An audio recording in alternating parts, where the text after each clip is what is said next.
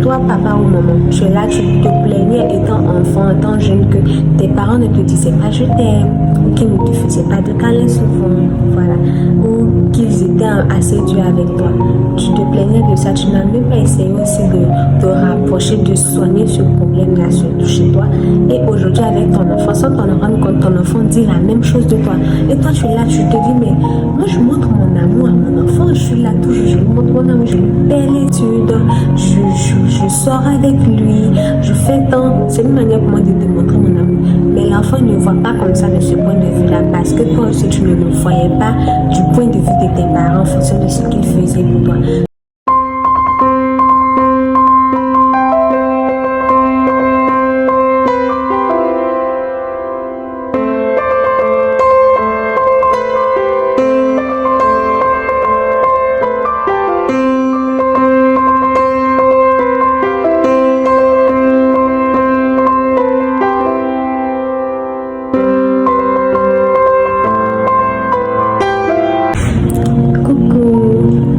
Chers pères et chers mères, chers parents, aujourd'hui je voudrais parler d'un sujet qui me tient vraiment à cœur, vraiment important pour moi. Je veux parler des parents. J'aimerais parler au fait de la relation d'un parent avec son enfant, de la relation d'une mère avec son enfant, de la relation d'un père avec son enfant.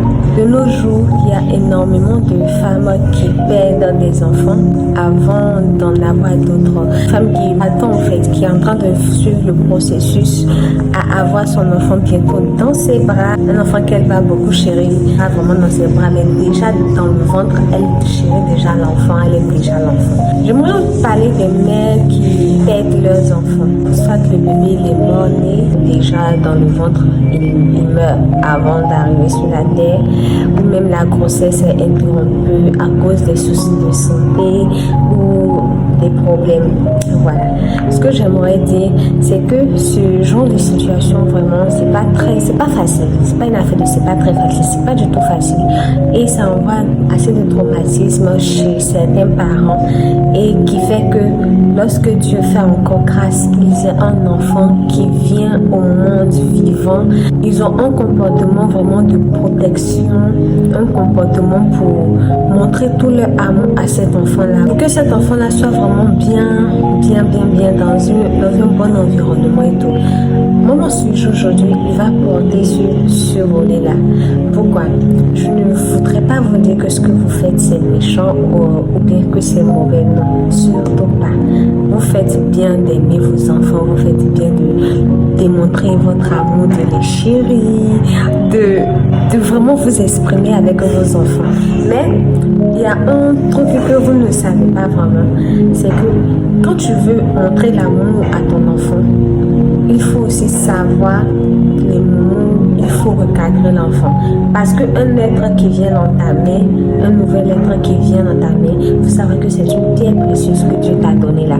Tu deviens le diamanté. Et cette pierre précieuse, que tu viens de te donner, c'est une pierre que tu vas d'abord devoir bien observer.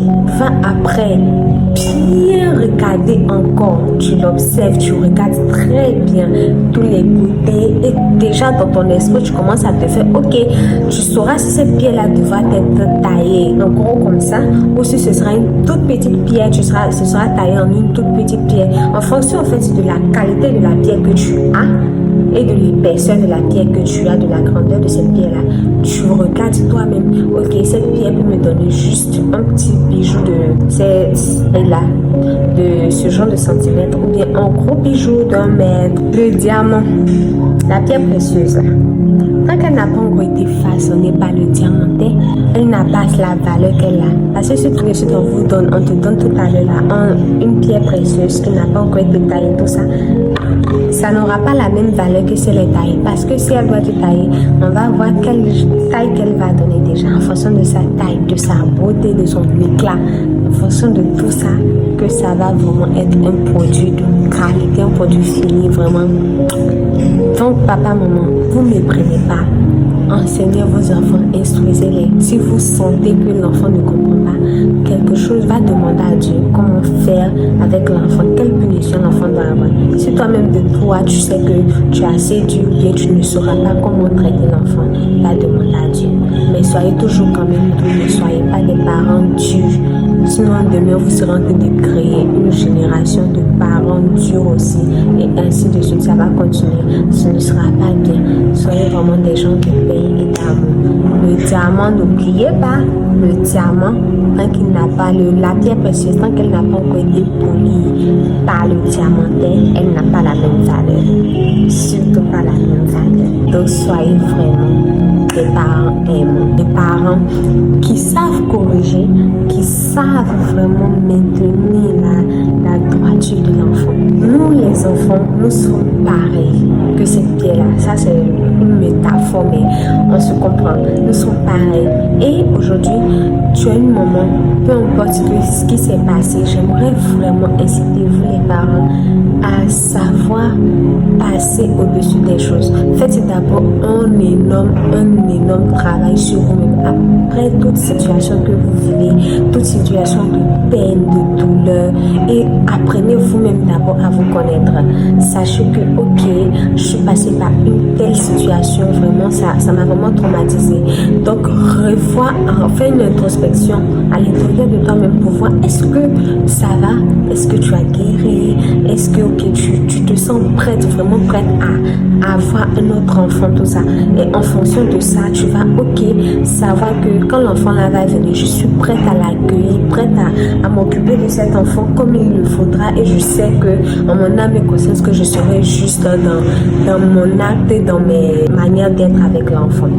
L'autre volet, c'est que si vous ne prenez pas bien soin de vos enfants, si vous ne les éduquez pas bien, un parent, c'est un parent, l'enfant vient entamer pour pouvoir être éduqué. Je vous demande vraiment d'être très fort, d'être vraiment courageux, parce que c'est pas facile. Déjà, étant vous-même petit, vous avez peut-être eu des traumatismes.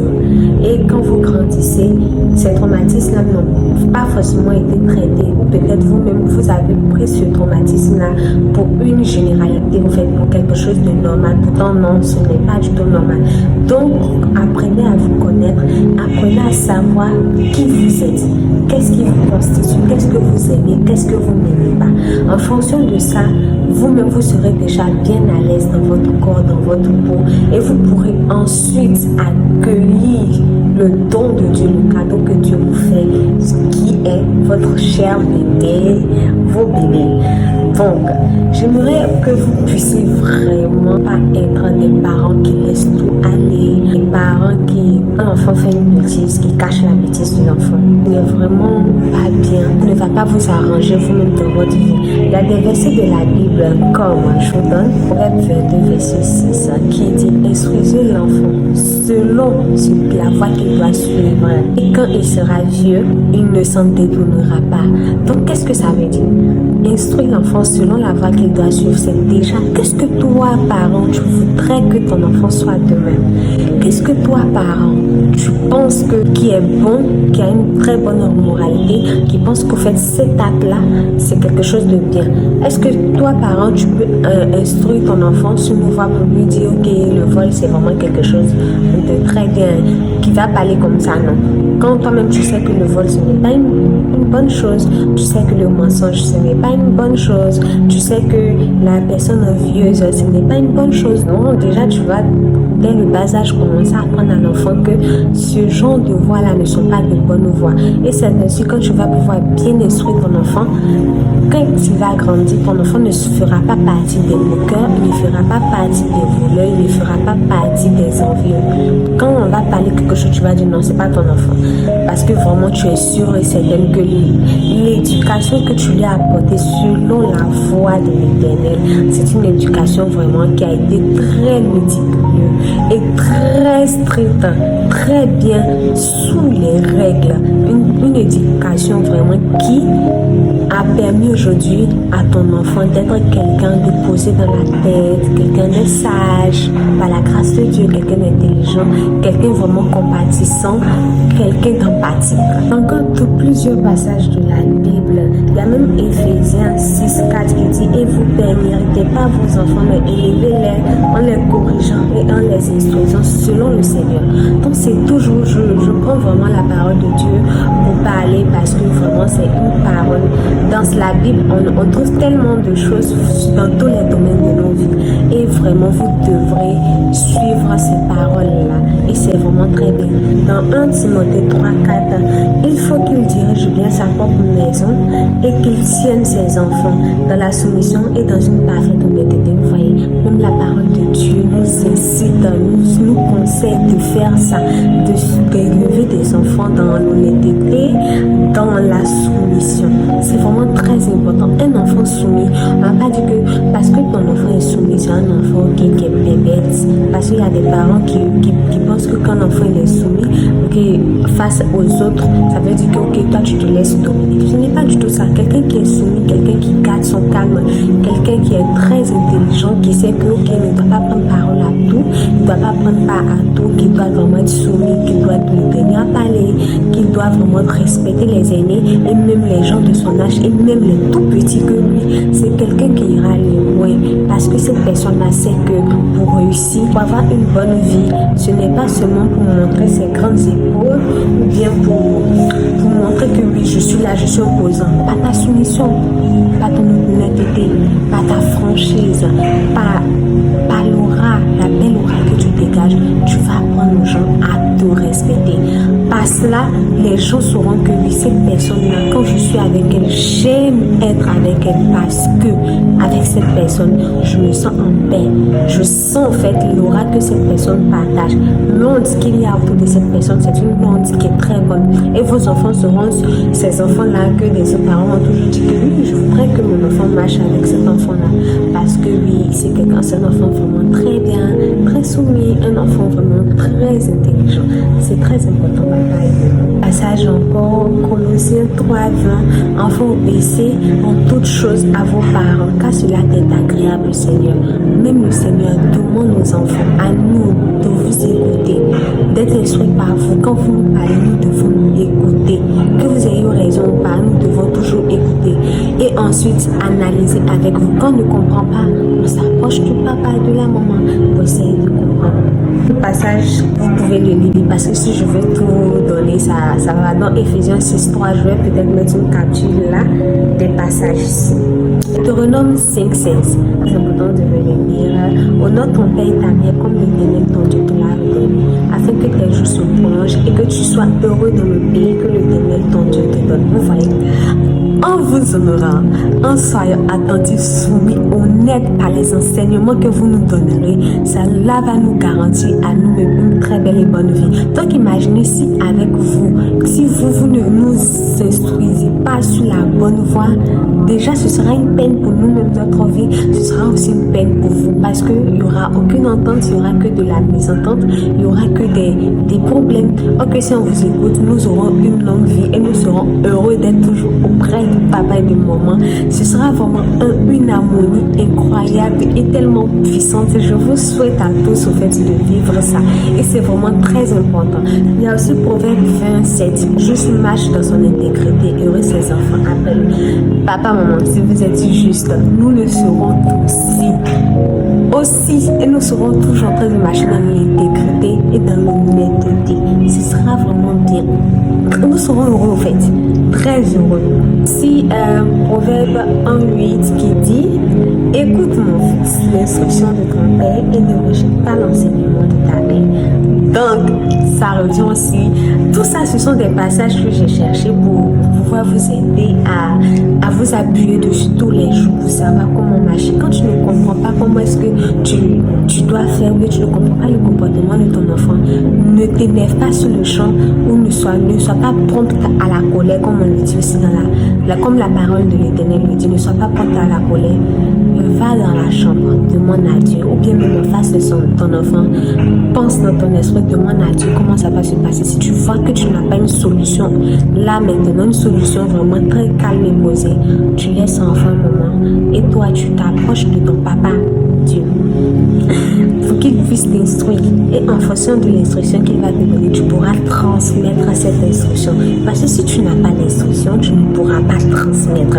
Quelque chose qu'on ne connaît pas, qu'on ne sait pas, on ne peut pas le transmettre. Quelque chose que j'ai pas, que tu n'as pas, nous ne pouvons pas le donner. Notre passage encore dans Proverbe 23, verset 24, qui dit le paix du juste est dans l'allégresse.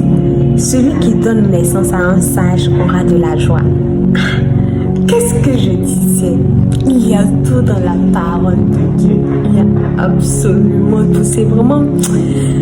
Je vous souhaite à tous d'avoir des enfants selon le cœur de Dieu, selon votre cœur à vous-même. Des enfants qui vous rendront tellement fiers. Je vous souhaite tous la papa du moment. Je vous souhaite vraiment. J'ai voulu que je n'ai pas vraiment expliqué avant ça, quand je donne un autre passage. Proverbe 10, 1, Proverbe de Salomon. Un fils sage fait la joie d'un père et un fils insensé le chagrin de sa mère. Nous voulons tous être des enfants sages et non insensés. Un enfant insensé, c'est pas bon. Du tout. Il y a un autre proverbe qui dit, Proverbe 17, 21, celui qui donne naissance à un insensé aura du chagrin. Le père d'un fou ne peut pas se réjouir. Ça, c'est très vrai. À moins que toi, tu te réjouisses. Mais en vrai, tu ne te réjouis pas. Tu peux montrer aux gens dehors que tu es content, que voilà, tu t'en fous. Mais à l'intérieur de toi, tu sais que c'est de la paix. Donc, pour ne pas être un père, le père d'un fou, d'un insensé, instruisons les enfants, maman, papa. Instruisez-nous vraiment selon la volonté et la crainte de Dieu. C'est vraiment ce que je vous souhaite. Moi, je ne suis pas rentrée dans les détails sur un sujet donné. C'est que il y a des moments, quand elles perdent leurs enfants, les parents qui ont des enfants qui suivent des traumatismes, étant jeunes eux-mêmes, ou bien même qui continuent d'en suivre, ces traumatismes-là ont fait que aujourd'hui, sans s'en rendre compte, c'est devenu, ça a tellement été là, toujours présent, que c'est devenu, ils ont l'impression que c'est eux-mêmes maintenant. Ils ne s'en rendent pas compte, ils vont reproduire les mêmes erreurs de leurs parents, les mêmes erreurs qu'ils critiquent chez les autres. Ils vont reproduire ces mêmes erreurs-là tout le temps chez leurs enfants sans s'en rendre compte. C'est comme exemple, toi, papa ou maman, tu es là, tu te plaignais étant enfant, étant jeune, que tes parents ne te disaient pas je t'aime, ou qu'ils ne te faisaient pas de câlins souvent, voilà, ou qu'ils étaient assez durs avec toi. Tu te plaignais de ça, tu n'as même pas essayé aussi de te rapprocher, de soigner ce problème-là surtout chez toi. Et aujourd'hui, avec ton enfant, sans t'en rendre compte, ton enfant dit la même chose de toi. Et toi, tu es là, tu te dis, mais moi, je montre mon amour à mon enfant, je suis là toujours, je lui montre mon amour, je lui paie l'étude, je sors avec lui, je fais tant. C'est une manière pour moi de te montrer mon amour. Mais l'enfant ne voit pas comme ça de ce point de vue-là, parce que toi aussi, tu ne le voyais pas du point de vue de tes parents en fonction de ce qu'ils faisaient pour toi. Donc, ayez des moments avec vos enfants, des moments talk. Vous allez vraiment parler, vous serez vraiment avec, dans la bonne ambiance, juste ça, sans jugement. On dit sans tabou, sans jugement. On parle bien, on s'amuse, pour que l'enfant sache que avant d'aller me confier à quelqu'un dehors, j'ai un grand papa, j'ai une grande et belle maman auprès de moi, et avec eux déjà je peux parler. Et aussi il faudrait que l'enfant sache aussi qu'il y a toujours Dieu, et s'il ne comprend pas quelque chose, il faudrait qu'il aille vers Dieu. Et pareil aussi pour vous mes parents, c'est que si vous ne comprenez pas quelque chose aussi, allez auprès de Dieu. Si l'enfant fait quelque chose, ne comprenez pas, vous pouvez attraper les mains de l'enfant, vous mettez à genoux et vous priez le Seigneur pour que Dieu puisse vous aider. Si l'enfant vient étant turbulent, pas de problème, vous pouvez toujours façonner l'enfant selon la volonté de Dieu, afin que vous soyez des parents de sages, des parents d'enfants honnêtes, soumis, des enfants vraiment à la gloire de l'Éternel, des enfants qui seront votre joie et votre paix. Donc c'est vraiment très important. Toujours mettre le Seigneur au milieu de tout, toujours tout confier à Dieu. Donc c'était un peu mes paroles aujourd'hui pour vous. Je suis pas vraiment rentrée dans le domaine de la maman qui a eu ce traumatisme-là, mais peut-être plus tard, je vais essayer de plus expliquer, je vais essayer de bien tout mettre en propre pour ne pas avoir parlé trop, mettre en propre pour pouvoir parler et essayer d'aider une maman, parce que moi aussi demain je n'aimerais pas être ce genre de parent-là, et j'aimerais vraiment qu'on puisse tous s'aider. Si quelqu'un a une manière en fait de pouvoir approcher, que cela aussi vienne. Si vous, à vous mes chers parents, papa et maman, si vous avez dans les commentaires une manière en fait une manière de parler avec vos enfants ou de les reprendre qui pourrait aider vos parents, essayez de le mettre en commentaire. cela va toujours pouvoir nous aider. Si vous avez aussi des anecdotes vraiment bien, ou si vous voulez aussi des conseils, merci de mettre en commentaire. Une personne qui passera par là, une personne bienveillante, pourra vous répondre. Moi aussi de mon côté, je pourrai vous répondre et on priera tous le Seigneur pour qu'il puisse vraiment apporter la paix, l'harmonie, la grâce dans vos vies, dans vos maisons et avec vos enfants, et que vos enfants fassent votre joie pendant votre vieillesse, et que ces enfants-là vraiment soient des enfants à la gloire de l'Éternel. Vraiment, merci de m'avoir suivi. Merci pour ce temps-là. Que Dieu vous bénisse, qu'il fasse de vous vraiment des personnes illuminées dans la gloire, donc que vous dominez vraiment, que vous soyez des conquérants et des dominants. Merci beaucoup de m'avoir écouté. Je vous fais plein de bisous. Je vous fais plein de bisous et que je vous dis aussi à la prochaine. Donc, en plus, si vous avez d'autres sujets que vous aimez qu'on en parle, merci de me faire signe.